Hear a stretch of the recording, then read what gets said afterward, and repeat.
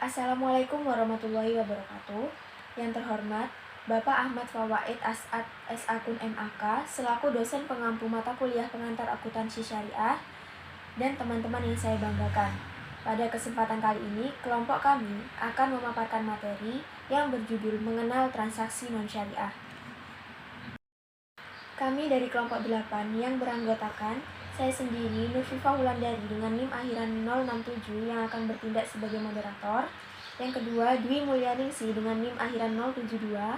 Dan yang terakhir yaitu Ainanda Yuseri Wulandari dengan NIM akhiran 078. Materi yang akan dibahas dalam bab mengenal transaksi non-syariah yang pertama yaitu transaksi riba, yang kedua transaksi gharar, yang ketiga transaksi maisir, yang keempat transaksi barang dan jasa haram, yang kelima transaksi lain yang dilarang, yang keenam transaksi non-syariah kontemporer, yang ketujuh pengecualian, yang kedelapan fatwa Dewan Syariah Nasional Majelis Ulama Indonesia dan solusi transaksi non-syariah. Sebelum masuk ke dalam materi, alangkah baiknya kita mengenal apa transaksi non-syariah terlebih dahulu. Transaksi merupakan input informasi akuntansi atau laporan keuangan. Keberadaan transaksi syariah atau non-syariah akan menentukan kualitas informasi akuntansi syariah. Transaksi syariah atau non-syariah juga menentukan kualitas laba akuntansi syariah. Identifikasi dan analisis transaksi apakah sesuai atau tidak sesuai syariah sangat penting dalam akuntansi syariah. Transaksi bagian dari akad muamalah diantaranya jual beli, sewa menyewa, pinjam meminjam. Kaidah muamalah menjelaskan bahwa hukum asal muamalah adalah mubah, kecuali ada dalil yang mengharamkan. Pemahaman terhadap kaidah muamalah menunjukkan apa yang berlaku dalam perdagangan. Transaksi dalam muamalah pada dasarnya mubah selama tidak ada unsur yang diharamkan oleh dalil. Dengan demikian, muamalah yang dilarang atau diharamkan jauh lebih sedikit daripada yang diperbolehkan. Atas dasar itu, perlu mengetahui atau mengidentifikasi dan analisis unsur yang diharamkan atau dilarang oleh dalil sehingga diketahui ada atau tidak ada unsur terlarang atau haram. Penjelasan transaksi non-syariah didasarkan pada kaidah muamalah dengan mengidentifikasi dalil-dalil yang mengharamkan muamalah. Berdasarkan dalil Al-Quran dan Sunnah, para ahli fikih meringkas bahwa larangan dalam muamalah antara lain maisir, gharar, dan riba. Selanjutnya yaitu kita masuk ke dalam materi yang pertama, transaksi riba. Transaksi yang dilarang dengan tegas keharamannya dalam ayat Al-Quran adalah riba dengan 19 ayat diantaranya Quran Surat Al-Imran ayat 130, Quran Surat Ar-Rum ayat 39, Quran Surat Al-Baqarah ayat 275, dan Quran Surat Al-Baqarah ayat 276. Ayat-ayat tersebut saling menegaskan bahwa transaksi riba adalah transaksi yang larangannya dikategorikan haram dalam syariah Islam. Larangan riba merujuk pada sabda Nabi Muhammad SAW. Ubadah bin As-Somit R.A. meriwayatkan bahwa Rasulullah SAW bersabda, transaksi antara emas dengan emas, perak dengan perak, gandum dengan gandum, syair dengan syair, korma dengan korma, garam dengan garam, itu harus sama dan dibayar kontan. Jika berbeda barang di atas, maka juallah barang tersebut sekehendak kamu sekalian dengan syarat dibayar kontan. Hadis riwayat Ahmad. Berdasarkan ayat dan hadis, ahli fikih mendefinisikan riba adalah segala pinjaman atau qard yang mensyaratkan tambahan manfaat atau dalam pengembalian termasuk riba. Kullu qardin jarra manfaatin fahuwa riba.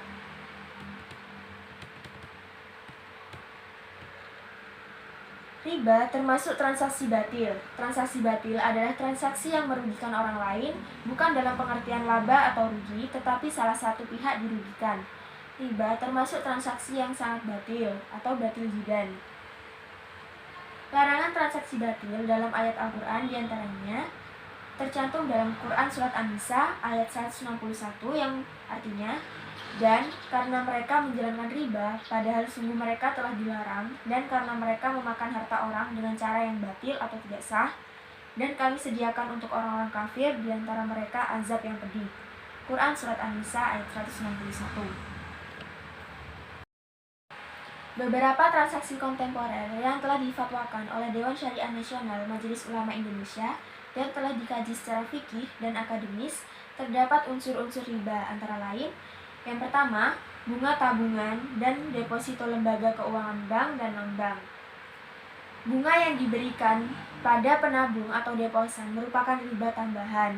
Tersebut bersifat tetap atau fixed, berdasarkan jumlah tabungan atau deposito dan diperjanjikan ketika nasabah aplikasi tabungan atau deposito.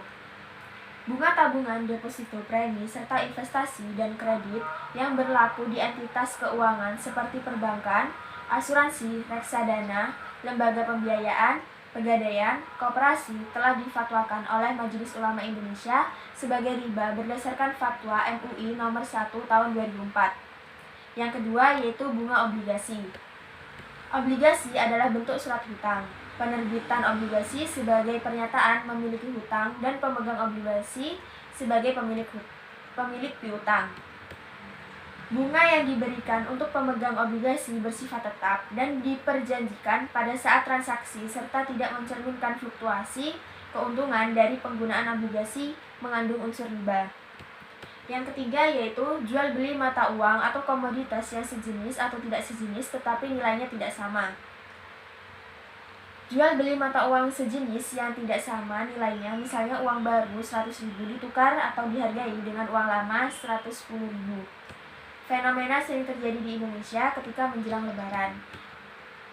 Transaksi seperti ini mengandung unsur riba fadol. Dengan demikian, transaksi yang mengandung unsur riba fadol pada emas, perak, mata uang juga sering terjadi ketika peak season atau kondisi orang atau entitas yang kepepet dengan transaksi yang tidak sesuai dengan kurs yang berlaku. Kondisi seperti ini tidak hanya ada unsur riba fadol, tetapi juga spekulasi.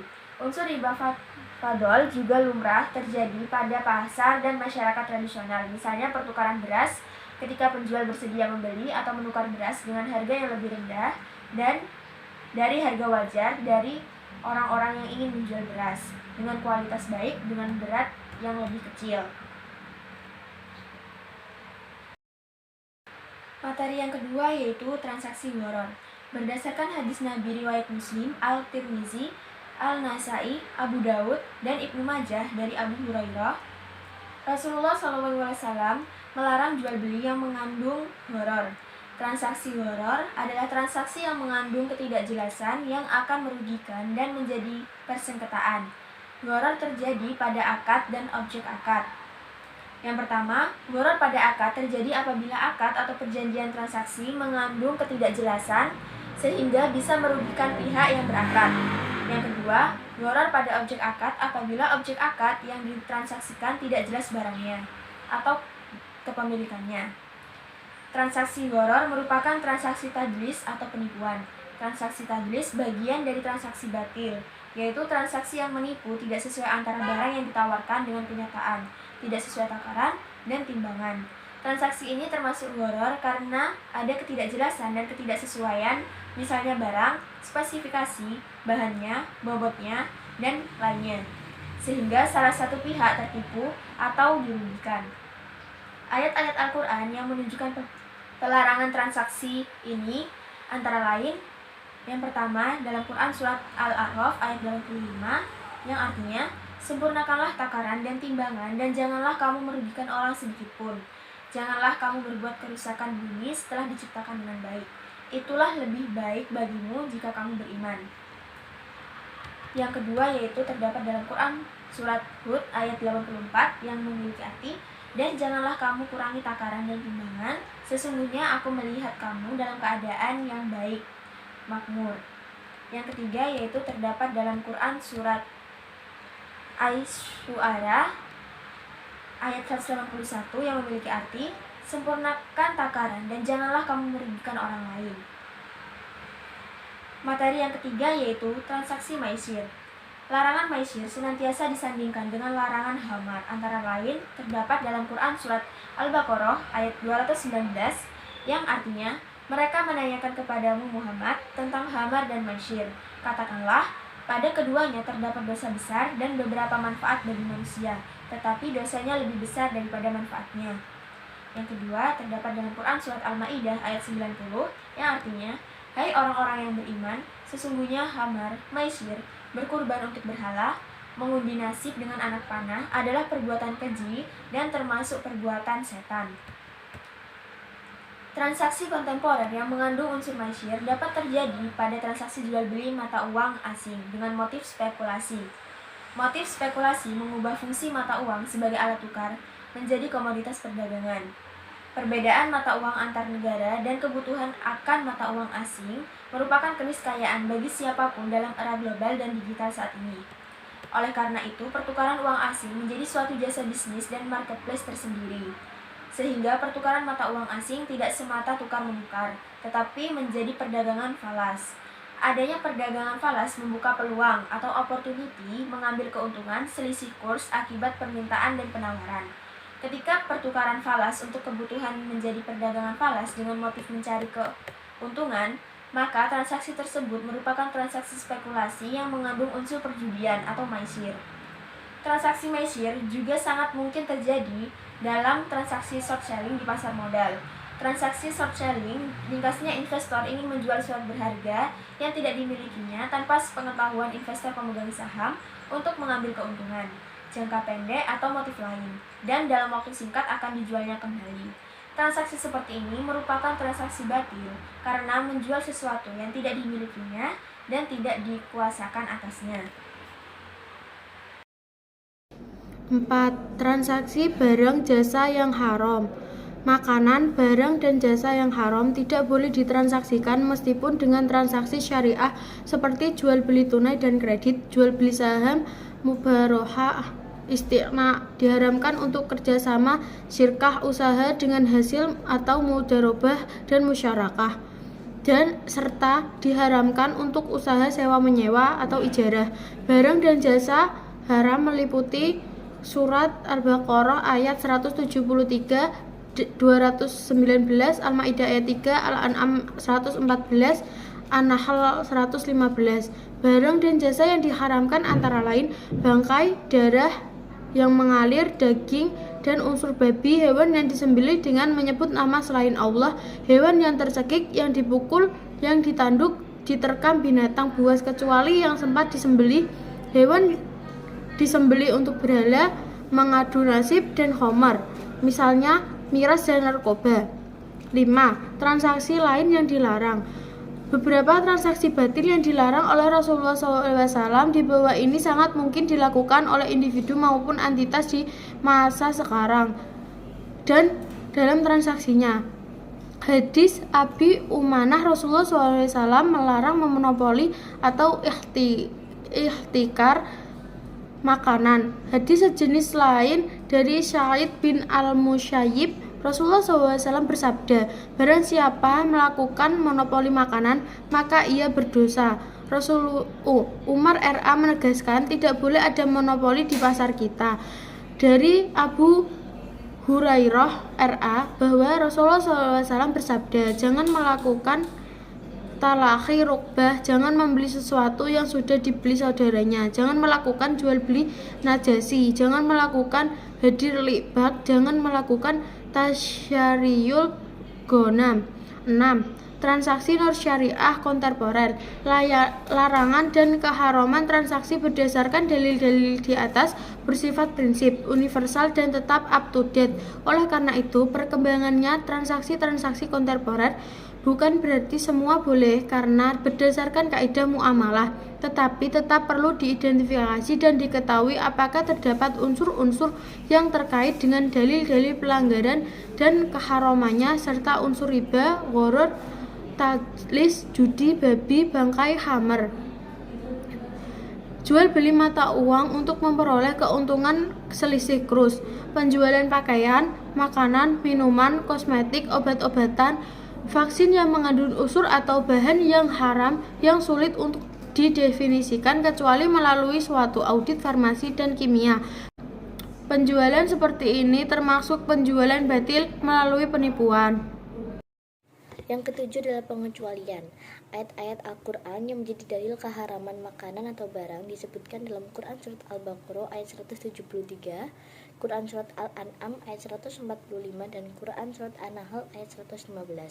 Di ujung ayat memberikan kehancuran atau keringan atau rukshoh terhadap makanan yang diharamkan, seperti bangkai, babi, darah, dan hammer, memenuhi 3 kondisi antara lain. Yang pertama adalah terpaksa.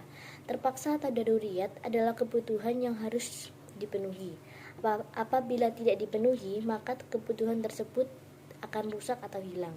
Dan hajiyat adalah kebutuhan yang seyogianya dipenuhi. Apabila ditinggalkan akan mengakibatkan kesulitan. Yang kedua adalah tidak menginginkan. Keterpaksaan dan kebutuhan yang harus dilakukan tetap harus diikuti dengan komitmen tidak menginginkan terhadap barang haram tersebut. Selain kondisi yang memaksa, orang tersebut tidak akan memanfaatkan untuk kebutuhan yang lain, termasuk transaksi untuk mencari keuntungan dari barang yang haram. Yang ketiga adalah tidak melampaui batas. Orang yang terpaksa mengkonsumsi yang diharamkan harus berkomitmen tidak melampaui batas atau sebatas pemanfaatan untuk kebutuhan, bukan mengambil peluang untuk mencari keuntungan.